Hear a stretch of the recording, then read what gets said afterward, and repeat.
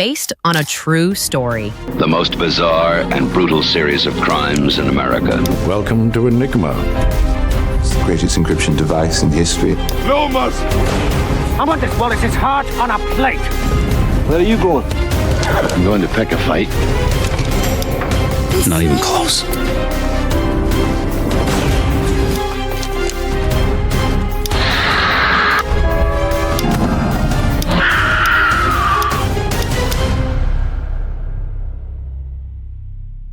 Four little words that give a film instant credibility. 4 words that make us lean in, suspending our disbelief because, hey, this actually happened. But did it? Hollywood has a long, profitable history of slapping based on a true story onto films that have only the faintest connection to reality. Sometimes the truth is stretched to breaking point. Other times it's completely fabricated. Today, we're exposing the most misleading true story films ever made. Movies that didn't just take artistic license, they practically forged a new license at the DMV of deception. Let's start with the most egregious offenders, films that claim to be based on true stories but are almost entirely fictional.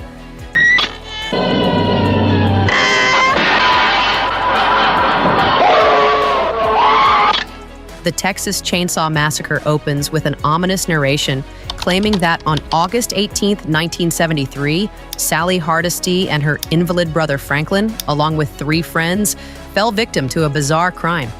The film presents itself as a dramatization of real events, right down to its documentary-style cinematography. But here's the truth. Leatherface and his cannibalistic family never existed. The chainsaw-wielding killer who terrorized teenagers in rural Texas was a complete fabrication from the mind of director Tobe Hooper. The film's marketing leaned heavily into this deception. Posters and trailers proclaimed, "What happened is true." Now the motion picture that's just as real. This marketing strategy is well documented in numerous books about the film, including Joseph Lanza's The Texas Chainsaw Massacre, the film that terrified a rattled nation. When confronted about the misleading marketing, Hooper would later claim the film was inspired by the crimes of Ed Gein, the Wisconsin serial killer whose grave robbing and corpse desecration shocked America in the 1950s. But as documented in Harold Schechter's biographical work, Deviant, the shocking true story of Ed Gein, Gein never used a chainsaw, never wore a mask made of human skin, never operated a gas station in Texas, and never had a cannibalistic family. We all thought that Ed Gein was a strange guy.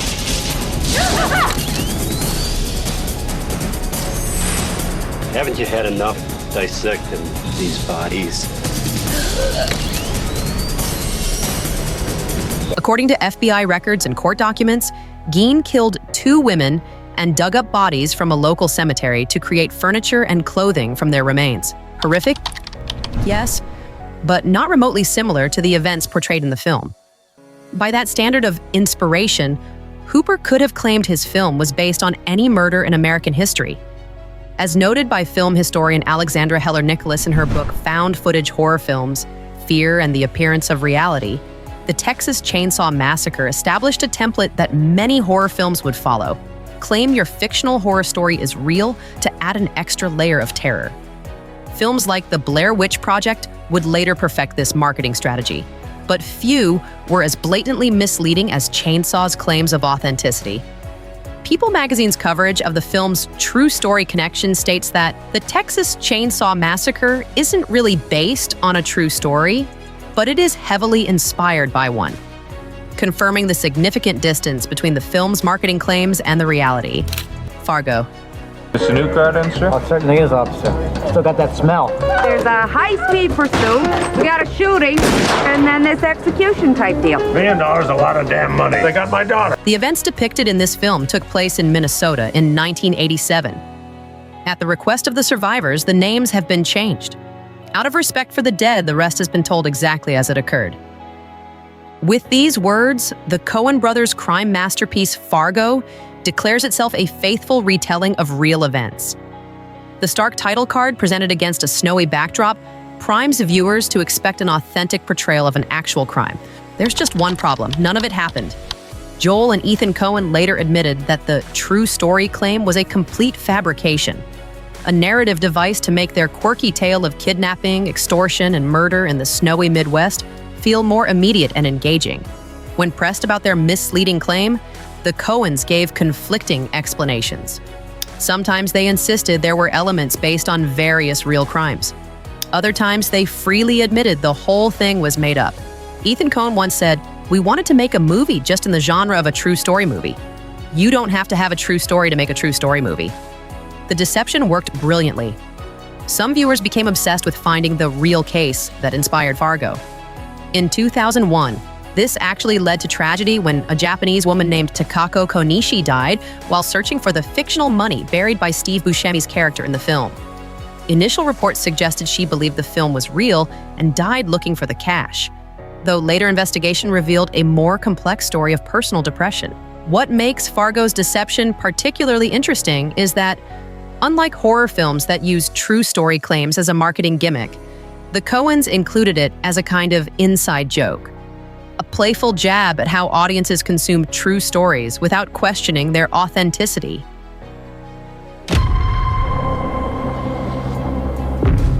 Some based on true story films don't just invent scenarios.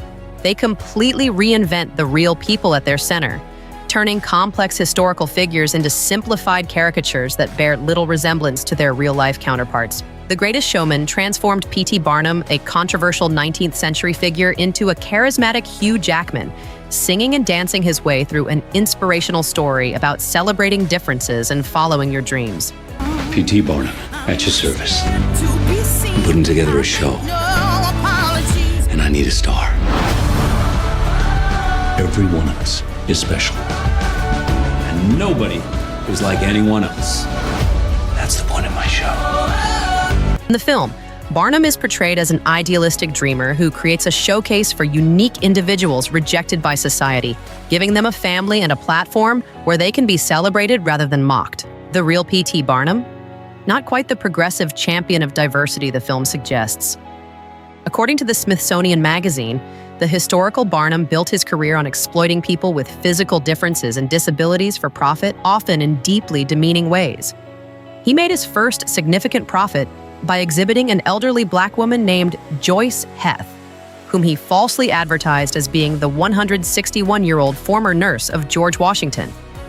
The Smithsonian reports that, growing up in the antebellum North, Barnum took his first real dip into showmanship at age 25 when he purchased the right to rent an aged black woman by the name of Joyce Heth. After her death, Barnum publicly autopsied her body as a paid spectacle. According to historical accounts in books like Barnum, An American Life by Robert Wilson, Barnum's famous American Museum regularly featured what he called human curiosities, people with physical differences or disabilities displayed for the entertainment of paying customers. Far from empowering these individuals, Barnum's exhibitions often dehumanize them. The film also conveniently omits Barnum's racism. In reality, as documented in P.T. Barnum, The Legend and the Man by Saxon, he segregated his shows, forcing black spectators to sit in separate sections, and featured racist caricatures of black Americans in many of his exhibitions. NBC News noted in their analysis that Hugh Jackman's portrayal of P.T. Barnum in The Greatest Showman is a triumph of whitewashing, completely ignoring the entrepreneur's violent racism. Perhaps most tellingly, the film shows Barnum developing a close relationship with Charles Stratton, known as General Tom Thumb. While Barnum did indeed make Stratton famous, he first exhibited him when Stratton was just 5 years old, teaching the child to drink alcohol and smoke cigars to entertain audiences, as documented in various historical biographies of Barnum. Director Michael Gracie and the film's writers have defended these creative liberties, arguing they were creating an inspirational musical rather than a historical documentary. But by attaching Barnum's name to the project, they whitewashed a deeply problematic historical figure, turning a man who exploited human differences for profit into a champion of diversity and inclusion. The Imitation Game. Welcome to Enigma. It's the greatest encryption device in history. The Germans use it for all major communications. 159 million possible settings. It's unbreakable. Let me try, and we'll know for sure. The Imitation Game tells the story of mathematician Alan Turing, who broke the Nazi Enigma code during World War II. The film portrays Turing, played by Benedict Cumberbatch, as a socially awkward genius who struggles to connect with others but ultimately saves millions of lives through his groundbreaking work. While the broad strokes of Turing's accomplishments are accurate, the film fabricates major aspects of his personality and life to create a more conventional narrative. According to Andrew Hodges, author of the definitive biography, Alan Turing: The Enigma, on which the film was loosely based, contemporaries described Turing as eccentric but generally well-liked, with a good sense of humor and warm relationships with colleagues. The film transforms him into an almost Asperger's-coded lone wolf who struggles to understand basic human interaction. A portrayal that makes for compelling drama, but does a disservice to the real man. The film also invents a childhood friendship with a boy named Christopher, suggesting Turing named his code-breaking machine after this lost first love. In reality, as documented in historical records from Bletchley Park, Turing's machine was called the Bomb and wasn't named after anyone. Perhaps most egregiously, the film creates a completely fictional subplot in which Turing discovers that a Soviet spy named John Cairncross is working at Bletchley Park, but keeps this information secret because Cairncross threatens to expose Turing's homosexuality. In reality, there's no evidence Turing and Cairncross ever met, and this fabrication implies that Turing committed treason, a serious mischaracterization of a man considered a national hero in Britain. As historian Alex von Tunzelmann wrote in her analysis, Cairncross and Turing worked in different sections at Bletchley Park, and there is no evidence they ever met. Indeed, it would be extraordinary if a Soviet agent had attempted to approach somebody as high profile as Turing. She concluded that The Imitation Game is as creative with its interpretation of history as Turing was with the German Enigma code. The filmmakers also invented a detective character who investigates Turing in the 1950s, discovering his wartime secrets. In reality, when Turing was arrested for homosexuality, which was then illegal in Britain, the police had no knowledge of his classified wartime work, as noted in multiple historical accounts of his arrest. These fabrications create a more conventional biopic narrative, but significantly misrepresent who Alan Turing actually was. The film's Wikipedia page acknowledges these criticisms, noting it faced significant criticism for its historical inaccuracies, including depicting several events that had never taken place in real life. Sometimes, based on a true story, films don't just change characters, they rewrite history itself, altering well-documented historical events to create more compelling narratives. Few historical films have taken more liberties with the truth than Mel Gibson's epic Braveheart. They may take our lives, but they'll never take our freedom!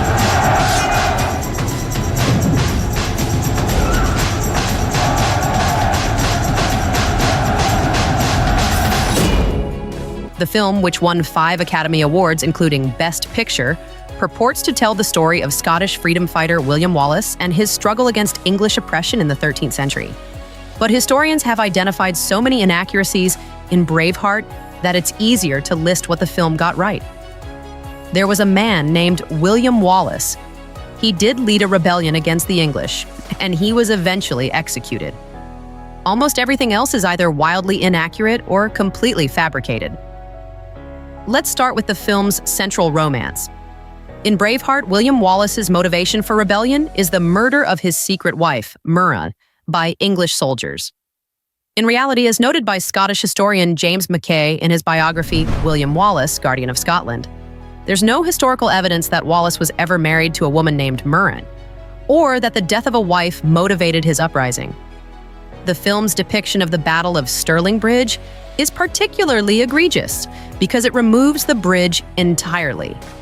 According to historical accounts, documented in academic works like Scottish Warfare by David Stevenson, the historical battle was fought on and around a narrow bridge which gave the outnumbered Scots a crucial tactical advantage. Gibson's film transforms this into an open field battle, completely changing the nature of Wallace's military achievement. Then there's the film's portrayal of Scottish nobles wearing face paint and kilts.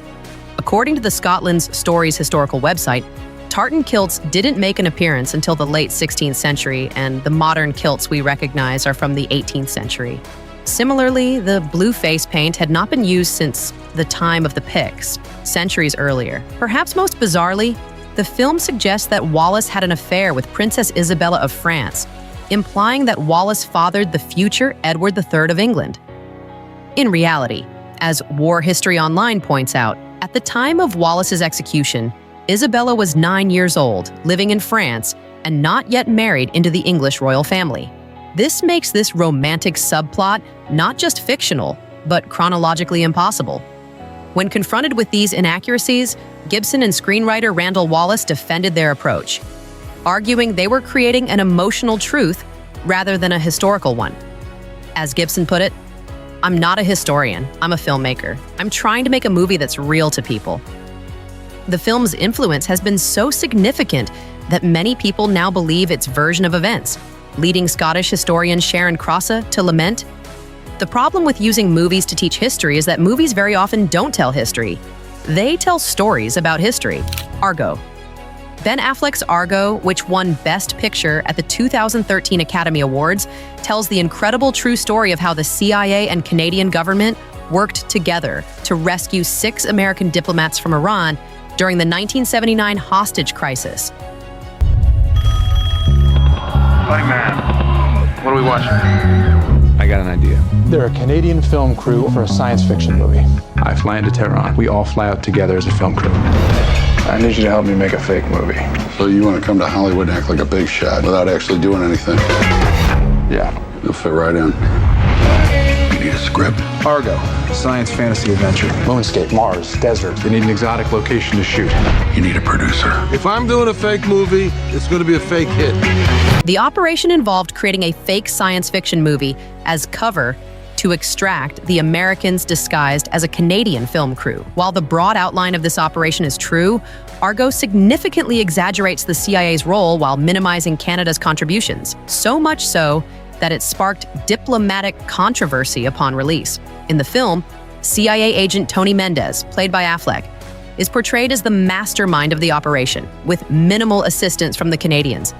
In reality, the Canadian ambassador Ken Taylor and his embassy staff were the primary architects of the rescue, harboring the Americans for months at great personal risk. The CIA's role, while important, was more supportive than the film suggests.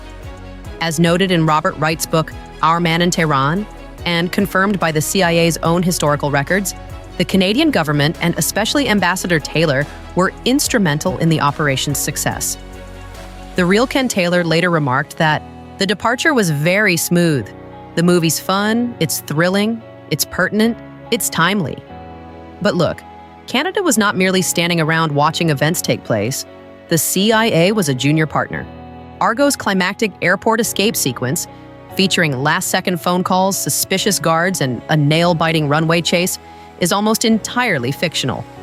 In reality, the Americans passed through airport security without incident, as documented in both Tony Mendez's memoir and Ken Taylor's accounts. After Canadian criticism, Affleck altered the film's postscript to better acknowledge Canada's role. The original text read, "The involvement of the CIA complemented efforts of the Canadian embassy to free the 6 held in Tehran.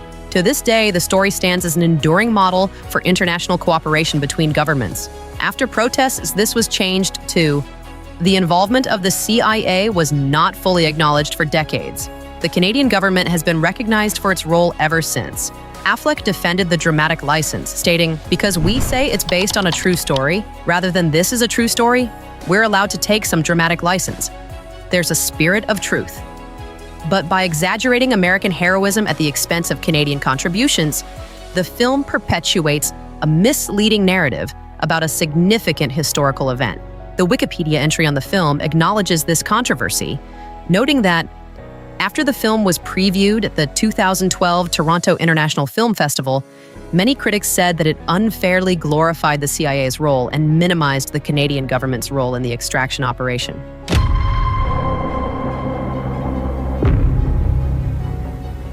Some based on true story films don't outright lie, they just strategically omit crucial facts that would complicate their narratives.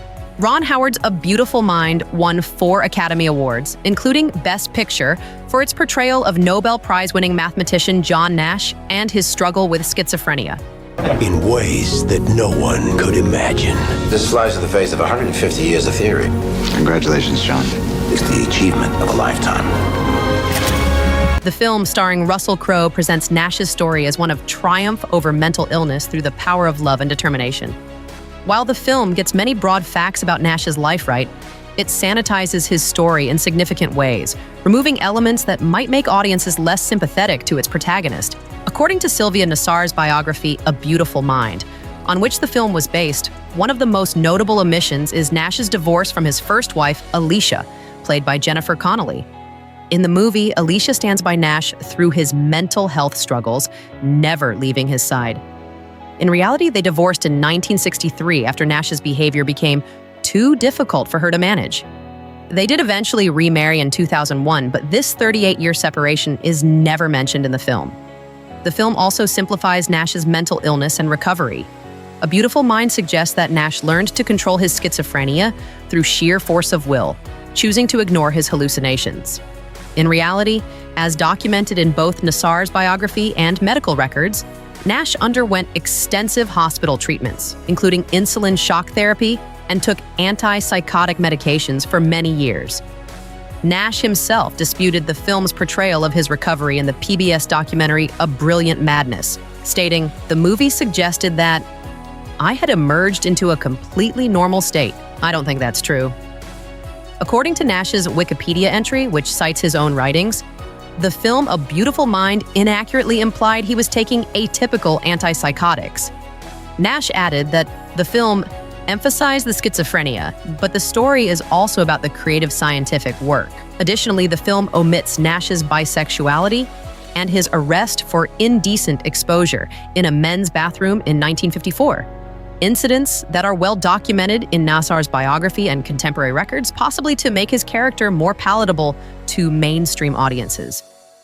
As reported in a Screen Rant article about changes from the true story, one of the worst inaccuracies in biopics is the addition of heartwarming scenarios instead of sad realities.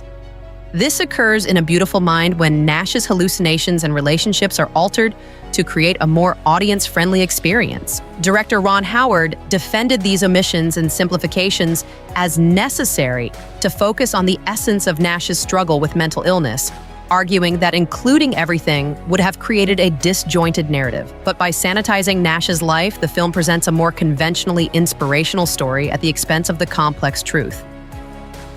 American Sniper. I got a military-age male on a cell phone watching the convoy over. If you think he's reporting troop movement, you have a green light. Your call, over.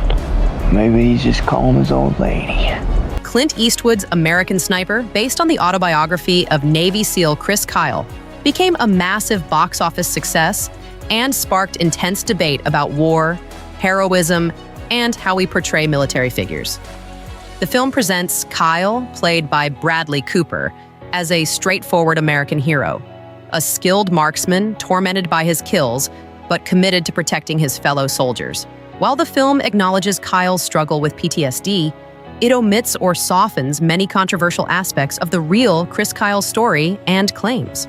According to Nicholas Schmeidel's article in The New Yorker, in his memoir, Kyle wrote that he loved killing and considered the Iraqi people savages. The film significantly tones down these sentiments, presenting a more conflicted character than Kyle portrayed himself to be, in his own words. More significantly, the film takes at face value several of Kyle's claims that have been called into question or outright disproven. According to Kyle's Wikipedia entry, which cites multiple sources, these dubious claims include his assertions that he shot looters during Hurricane Katrina from the roof of the Superdome, for which there is no evidence and which the military has denied authorizing, that he punched former Minnesota Governor Jesse Ventura in a bar, a claim for which Ventura successfully sued Kyle's estate for defamation, and that he killed 2 men who attempted to carjack him in Texas, a story local law enforcement could never verify.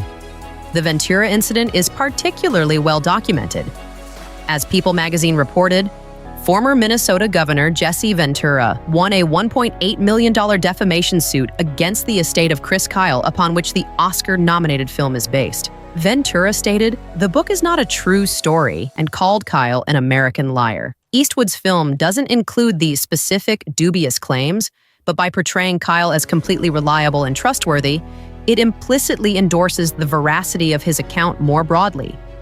The film also simplifies the Iraqi insurgency, creating a fictional enemy sniper named Mustafa as Kyle's primary antagonist, rather than engaging with the complex reality of the conflict. Defenders of the film argue that it's primarily about the psychological impact of war on soldiers rather than the politics of the Iraq War itself. But by selectively presenting Kyle's story without acknowledging the controversies surrounding his claims, American Sniper creates a simplified narrative that many viewers will take as historical truth.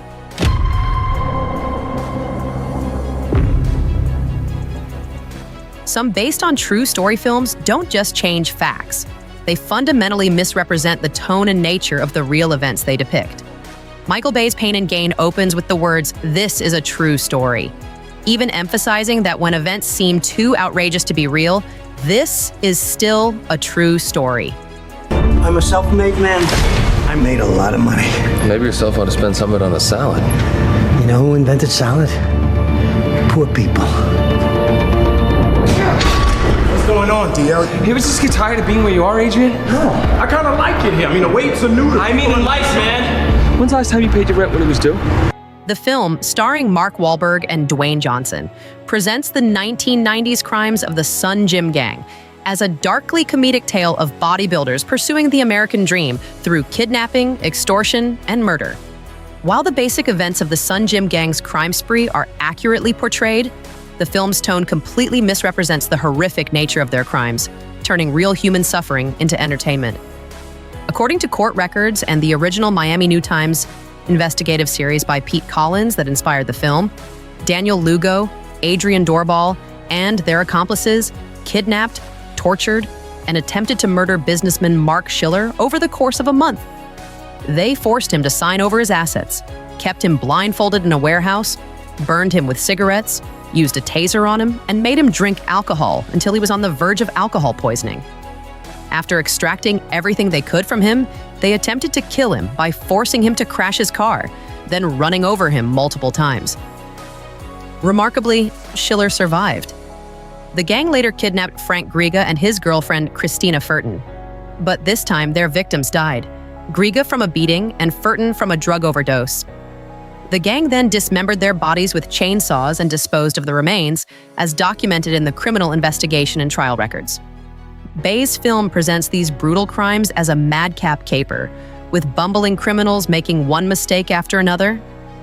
The violence is stylized and often played for laughs, with the killers portrayed as misguided but somewhat sympathetic characters pursuing a twisted version of the American dream. The real victims and their families were outraged by this approach. Mark Schiller, who survived the kidnapping, wrote his own account in the book Pain and Gain, The Untold True Story, and stated in interviews, "It's extremely disappointing the way they portrayed me. I wasn't a bad guy. They could have portrayed me more as a businessman."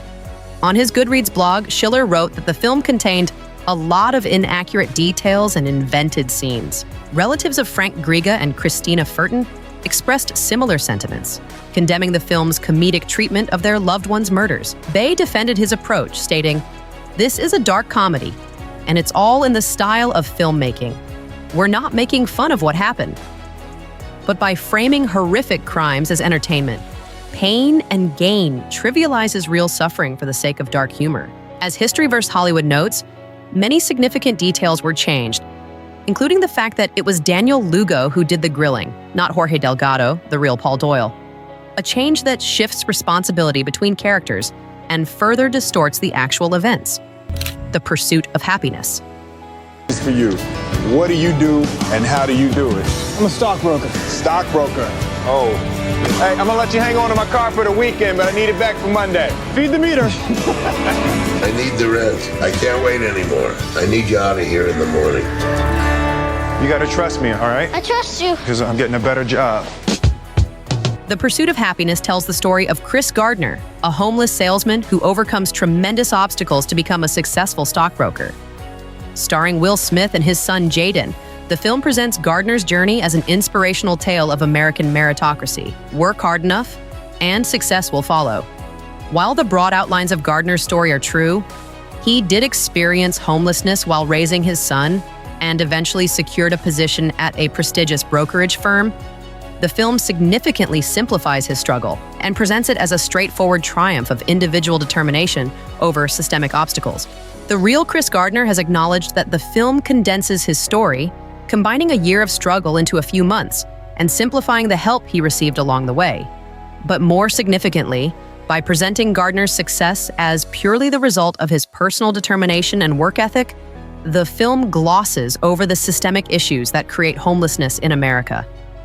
The film shows Gardner's homelessness as primarily the result of bad luck and a failed business venture, rather than examining the structural economic and social factors that contribute to homelessness. Gardner himself has noted that when he was homeless in the 1980s, many homeless people had jobs. They simply couldn't afford housing on their wages, a problem that persists today. By framing Gardner's story as exceptional, the homeless man who became a millionaire through sheer grit, the film implicitly suggests that others in similar situations could achieve the same results if they simply worked harder. This narrative obscures the reality that individual effort alone is often insufficient to overcome systemic barriers. Gardner has used his success and the platform provided by the film to advocate for addressing homelessness and economic inequality. But the film itself, in its determination to tell an inspiring story of individual triumph, misses an opportunity to engage with these broader issues.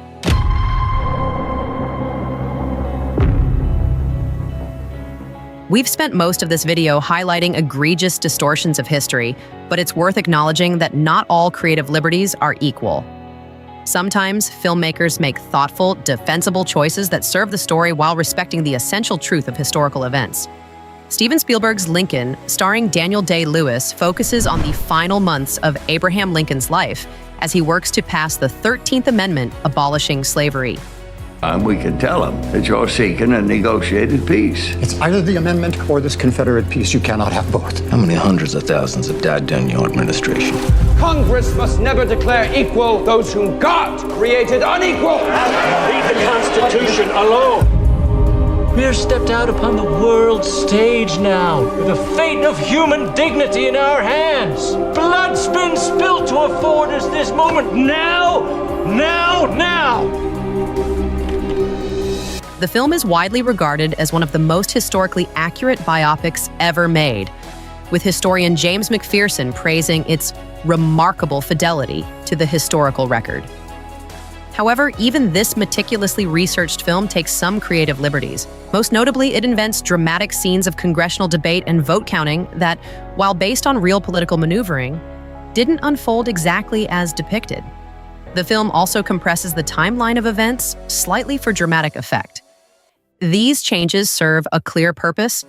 They make the complex political process of passing a constitutional amendment dramatically comprehensible to modern audiences. Rather than distorting the essential truth of what happened, they illuminate it. As screenwriter Tony Kushner explained, the responsibility is not to be 100% accurate. The responsibility is to be accurate to the spirit of the history that you're depicting. Lincoln exemplifies this approach, taking limited creative liberties that enhance understanding rather than obscure it.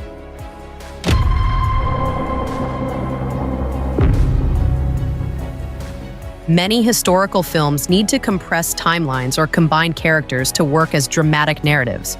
When done thoughtfully, these techniques can actually serve historical truth rather than undermine it. For example, Selma compresses events from the civil rights movement to focus on a specific campaign, and The Social Network creates composite characters to represent the various legal challenges Facebook faced. These changes don't fundamentally alter our understanding of what happened. They distill complex events into digestible narratives. The problem arises when compression gives way to wholesale fabrication, or when real historical figures are fundamentally misrepresented. There's a world of difference between combining two minor characters for clarity and inventing a fictional romance between William Wallace and a 3-year-old princess, as Braveheart does. As filmmaker Raoul Peck Director of the James Baldwin documentary I Am Not Your Negro put it, "You can be creative, but you can't go against the facts. You can interpret them, but you cannot change them." So why does all this matter? Why should we care if filmmakers play fast and loose with historical facts in the name of entertainment? There are several reasons. First, for many people, these films serve as their primary source of historical knowledge. When a film like Braveheart becomes a cultural touchstone, its version of events often supersedes the historical record in popular consciousness. As historian Robert Toplin has noted, movies can powerfully affect the way millions of people perceive the past. When historical films contain major distortions, they can promote widespread misunderstanding. Second, by claiming based on a true story status, filmmakers are making an implicit promise to audiences, a promise that what they're seeing has some meaningful relationship to actual events. When that promise is broken, it's not just a creative choice, but a breach of trust. Third, distorting real people's lives can be deeply disrespectful to those who live them and to their families. When The Greatest Showman transforms P.T. Barnum from an exploitative businessman into a champion of diversity, it doesn't just change history. It erases the experiences of the very people Barnum exploited. That's not to say filmmakers can never take creative liberties with historical events. Cinema is a different medium than academic history, and some adaptation is necessary to create compelling narratives. But there's a difference between streamlining complex events and completely reinventing them. Films like Hidden Figures and Apollo 13 demonstrate that it's possible to tell engaging stories that remain faithful to the essential historical truth. These films respect both their subjects and their audiences by recognizing that reality, in all its complexity, can be just as compelling as fiction. The ethical implications of based-on-true story films extend beyond historical accuracy. As film theorist Bill Nichols argues in his book, Speaking Truths with Film, Evidence, Ethics, Politics, and Documentary, when filmmakers represent real people and events, they take on a responsibility to those they depict. Nichols investigates the ways documentaries strive for accuracy and truthfulness and simultaneously fabricate a form that shapes reality. This responsibility doesn't mean absolute literal truth is required, but it does demand a good faith effort to honor the essence of what occurred. The next time you see "based on a true story" appear on screen, remember, that phrase exists on a spectrum, from meticulously researched historical recreations to almost complete fabrications. It's up to us as viewers to approach these films with a healthy skepticism, enjoying them as entertainment while recognizing that the real story might be very different, and often even more interesting than what we're being shown. So, what do you think? Does historical accuracy matter in films, or is entertainment value more important? Let us know in the comments below. And if you enjoyed this video, be sure to like and subscribe for more deep dives into the world of cinema. Until next time, remember, in Hollywood, the truth isn't just stranger than fiction, it's often completely rewritten.